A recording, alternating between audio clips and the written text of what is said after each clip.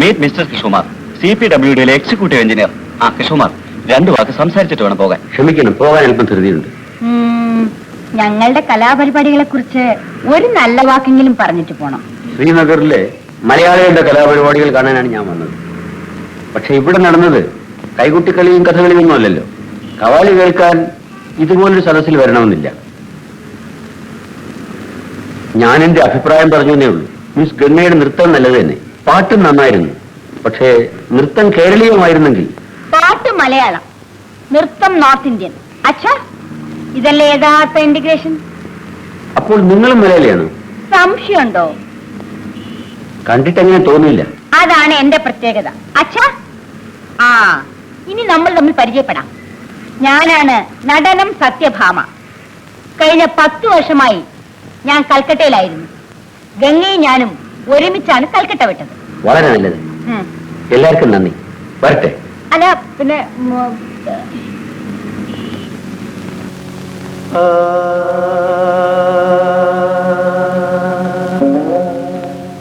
നമസ്കാരം. നമസ്കാരം. ഇഷ്ടപ്പെട്ടില്ലെങ്കിലോ എന്ന് കരുതിയാണ് ഗുഡ് ഈവനിങ് എന്ന് പറയാത്തത്. തികഞ്ഞ മലയാളിയല്ലേ? ഞാനൊരു തികഞ്ഞ ഇന്ത്യക്കാരനാണ്. ഞാനൊന്ന് പറഞ്ഞത് അതിന്റെ ശരിയായ സ്പിരിറ്റിലല്ല നിങ്ങൾ മനസ്സിലാക്കി. അവസരോചിതമല്ലാതെ അവതരിപ്പിക്കപ്പെടുന്ന ഏതൊരു കലാസൃഷ്ടിയും ആകർഷണീയമാവുകയില്ലെന്നേ ഞാനെന്ന് പറഞ്ഞതിന് അർത്ഥമുള്ളൂ. അന്നത്തെ എന്റെ നൃത്തം ശരിക്കും ഇഷ്ടായോ? ഗംഗയൊരു നല്ല നർത്തകിയാണ്. നിങ്ങളുടെ നൃത്തം ഇതിനു മുൻപ് ഞാൻ കണ്ടിട്ടുണ്ട്. തനിച്ചാണോ? എല്ലായ്പ്പോഴും. ഞാനും.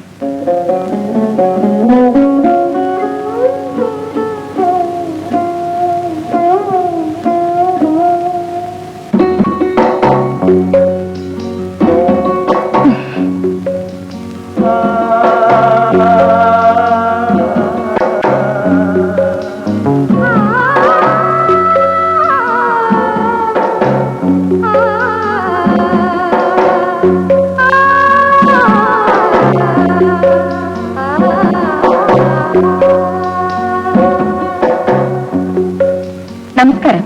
നമസ്കാരം. ഇന്നും തനിച്ചാണോ? രണ്ടുപേരും. ഒരു ഷിക്കാരയിൽ 2 പേർക്ക് സുഖമായി പോവാം. ഇങ്ങോട്ട് പോരൂ. നിങ്ങൾക്ക് ഇങ്ങോട്ട് വരാമല്ലോ. ആദ്യം ക്ഷണിച്ചത് ഞാനല്ലേ? ആലോചിക്കട്ടെ. എന്താണ് ഇത്ര ആലോചിക്കാൻ? ഞാനല്ല, ഗംഗയാണ് ആലോചിക്കേണ്ടത്. ചലോ ഭായ്.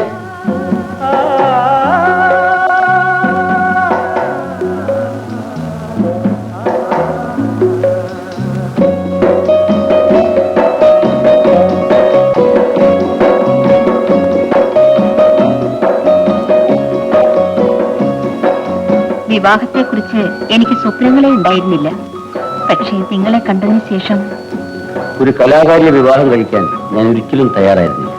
പക്ഷെ ഗംഗ എന്റെ ധാരണകളെ തിരുത്തി. അയ്യോ, അപ്പൊ ഞാൻ നൃത്തം ചെയ്യുന്ന ഇഷ്ടമല്ലേ? ഗംഗ നൃത്തം തുടരുന്നതിൽ എനിക്ക് വിരോധമില്ല. ഒരു ഭാര്യയുടെ കടമകളെ കുറിച്ച് ബോധമുണ്ടായിരുന്നാൽ മതി. അക്കാര്യത്തിൽ വിഷമിക്കണ്ട. ഞാൻ നല്ലൊരു കുക്കാണ്. എങ്കിൽ വീട്ടിൽ വന്ന് ഉടൻ തന്നെ പാചകം തുടങ്ങും. എനിക്ക് ആരെയും അറിയിക്കാനില്ല, ആരുടെ അനുവാദം വാങ്ങിക്കാനുമില്ല. അച്ഛനമ്മ അവരെ കണ്ട ഓർമ്മ പോലുമില്ല. അമ്മൂമ്മയാണ് എന്നെ വളർത്തിയത്. അമ്മൂമ്മ മരിച്ചതോടെ വീടുമായുള്ള ബന്ധത്തിന്റെ ഒടുവിലത്തെ കണ്ണിയും മറ്റും. എനിക്ക് ഗംഗ ഭാര്യ മാത്രമായിരിക്കില്ല, എല്ലാം എല്ലാമായിരിക്കും. എനിക്ക് സ്നേഹിക്കാനും എന്നെ തന്നെ സമർപ്പിക്കാനും വേറെ ആരുമില്ല.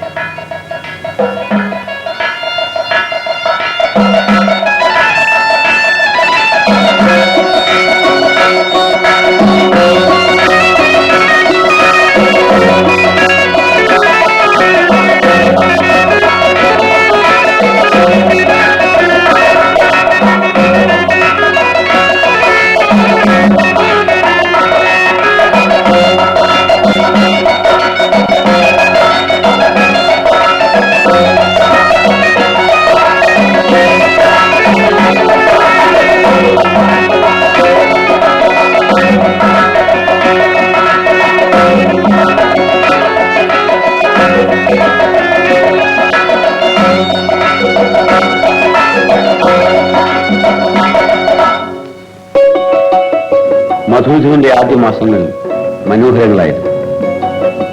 മിക്കവാറും സമയങ്ങളിൽ ഗംഗ വീട്ടിൽ തന്നെ ഉണ്ടാകും. നൃത്തത്തെപ്പറ്റിയും സംഗീതത്തെപ്പറ്റിയും വാചാലമായി സംസാരിക്കും. എന്റെ ജീവിതം പൂർണ്ണമാകുന്നത് പോലെ എനിക്ക് തോന്നുന്നു.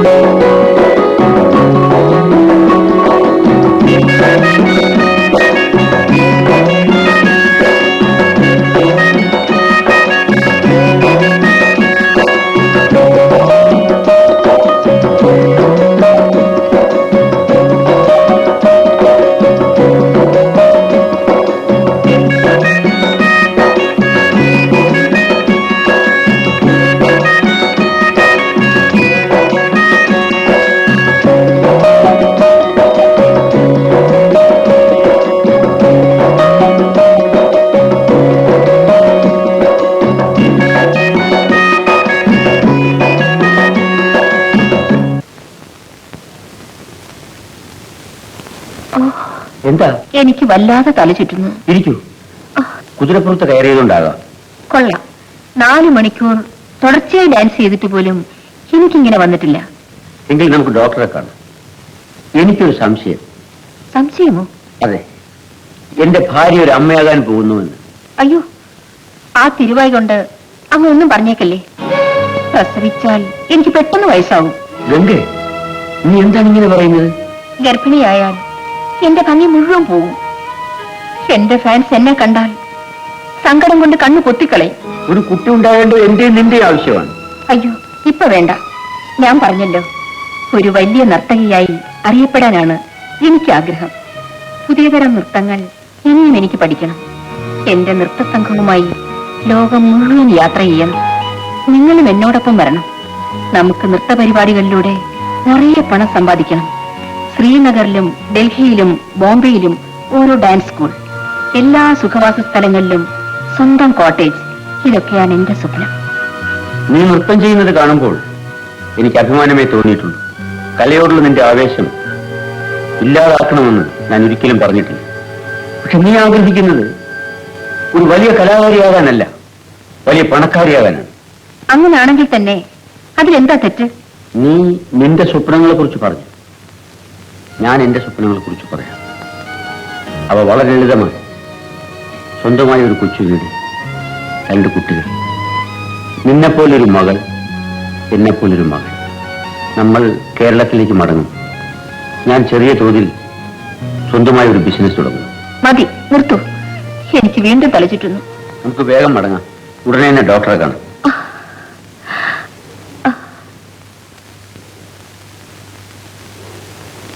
ഇനി കരഞ്ഞിട്ട് എന്താ ഫലം? പ്രേമത്തിന്റെ അസുഖം തുടങ്ങിയപ്പോഴേ ഞാൻ പറഞ്ഞതാ എടുത്ത് ചാടരുതെന്ന്. സംഭവിച്ചു പോയില്ലേ? ഈ സ്ഥിതിയിൽ എനിക്ക് ഡാൻസ് ചെയ്യാൻ പറ്റുമോ? എന്നാലൊരു കാലക്കേട് നോക്കണേ. എത്ര പെട്ടെന്നാണ് ഓരോന്ന് മാറി മറിയുന്നത്. ദേശായി സാബ് ജപ്പാനിൽ ഒരു പരിപാടി സംഘടിപ്പിക്കാൻ ഏറ്റതേ ഉള്ളൂ. സിംഗപ്പൂർ ആർട്സ് അക്കാദമി കത്തായ ടെലിഗ്രാം താറായ. അവർ റെസ്റ്റ് എടുക്കട്ടെ. ശരിയാണ്, ഗംഗ റെസ്റ്റ് എടുക്കട്ടെ. ആ നേഴ്സ് ഇവിടെ ഉണ്ടാവല്ലോ, ഞാനും ഇവിടെ ഉണ്ടാവും. ചേച്ചി പോക്കോ. ഇന്നത്തേക്ക് മാത്രമല്ല, ഇനി മരണം വരെ റെസ്റ്റ് തന്നെ. എങ്ങേ ഞങ്ങൾ പോട്ടെ.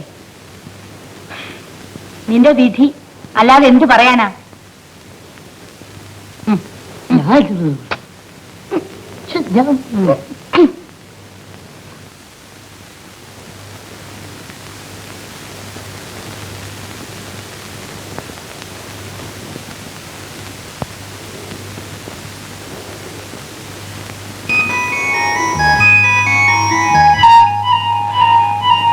സത്യം പറയൂ കാമച്ചേച്ചി, എന്റെ വയറ്റത്ത് ഒത്തിരി പാടുണ്ടോ? ഈശ്വര, എന്ത് ഭംഗിയായിരുന്നു നിന്റെ വയറിന്. ഇപ്പൊ അതൊക്കെ പറഞ്ഞിട്ട് എന്താ കാര്യം? ആലിര പോലെ ഇരുന്നൊരു വയറ് നീ ഒരുത്തി കാലം അടിയടി അടിയടി.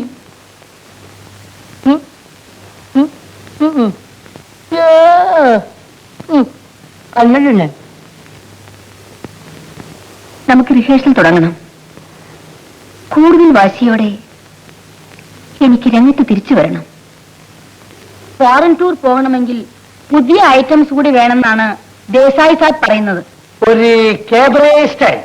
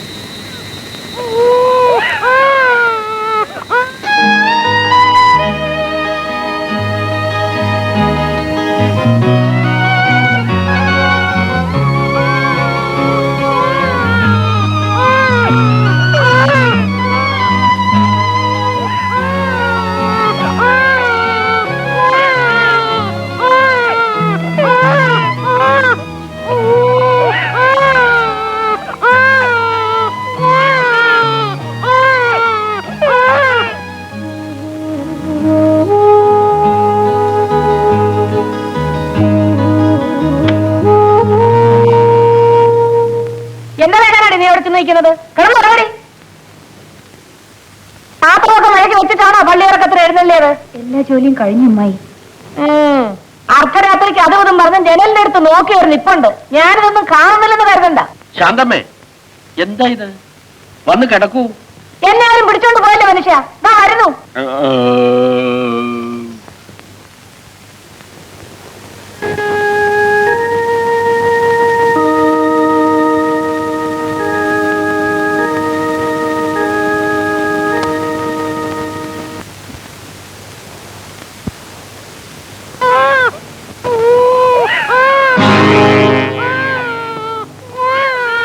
എന്തിനാ മുഖം ധരിപ്പിക്കുന്നത്? ഞാൻ വ്യഭിചരിക്കാനൊന്നുമല്ല പോയത്. പിന്നെ ഡാൻസ് റിഹേഴ്സലിലാണ്. ഒന്ന് പതുക്കെ പറയടി. എന്റെ ദാമ്പത്യ സുഖം ഞാൻ മാത്രം അറിഞ്ഞാ പോരെ, അയൽക്കാരെ കൂടി അറിയിക്കണം. നിങ്ങളുടെ ജീവിത സുഖത്തിന് വേണ്ടി എന്റെ സൗന്ദര്യത്തിന്റെ പാതിയും നശിപ്പിച്ചില്ലേ? സൗന്ദര്യം സൗന്ദര്യം സൗന്ദര്യം. നീ ആരാ?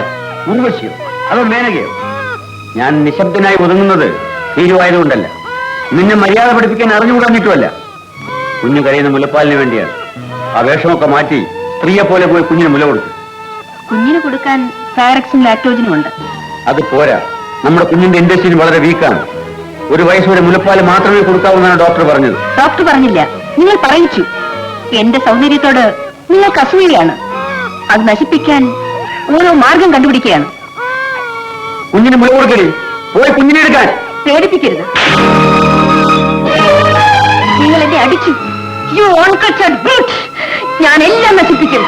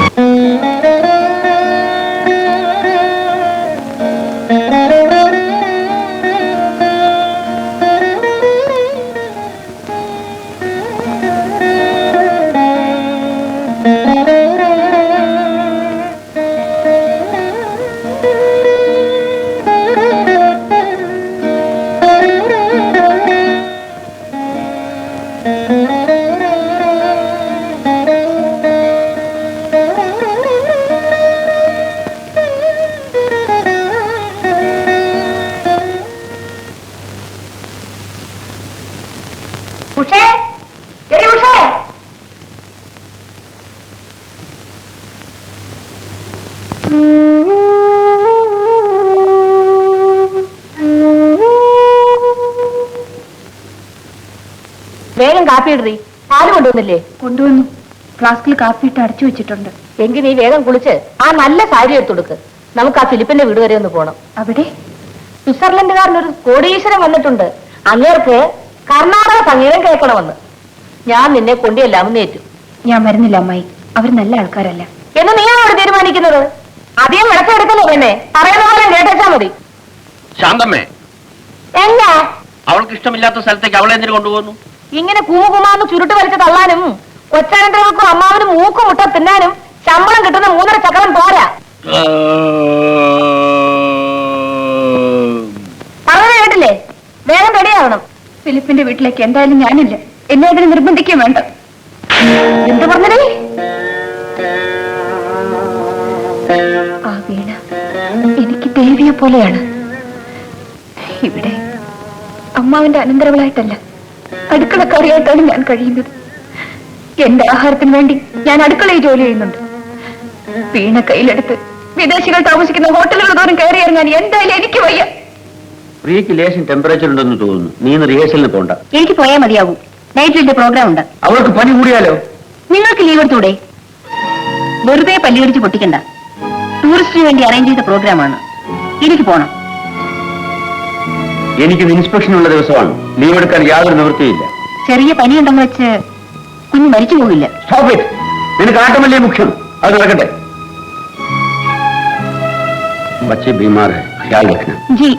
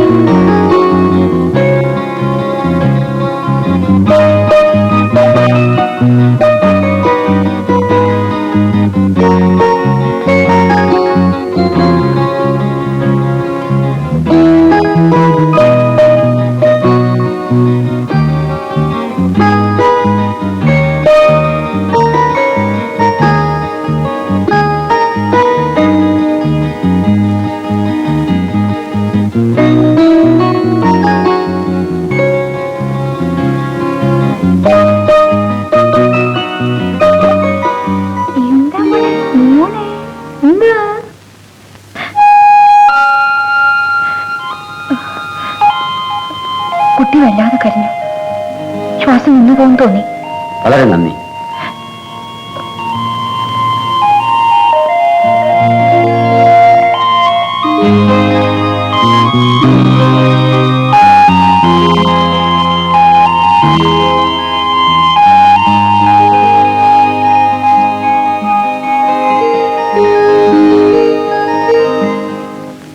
എവിടെ പോയിരുന്നേ?